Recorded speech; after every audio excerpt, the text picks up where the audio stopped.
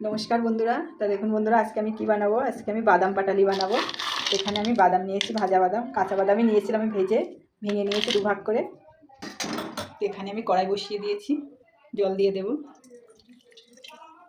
চিনি দিয়ে দেব, বেশ একটু বড় করেই বানাবো।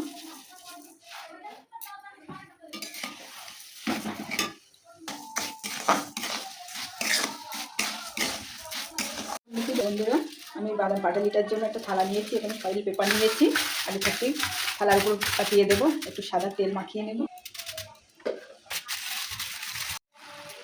তো বন্ধুরা, বাদাম পাটালি সেন্টের জন্য 2টো এলাচ দিয়ে দেবো। এই যে বন্ধুরা, চিনি শিরাটা প্রায় ঘন হয়ে এসেছে, বাদাম দিয়ে দেবো।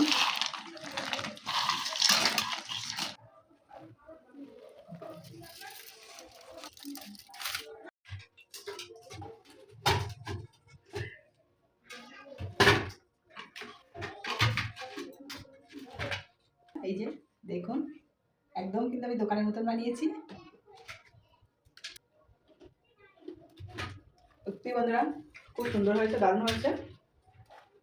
তো আমার বাদাম পাটালিটা যদি ভালো লাগে তো অবশ্যই কমেন্টে জানাবেন বাড়িতে বানানো বাদাম পাটালি কেমন হয়েছে।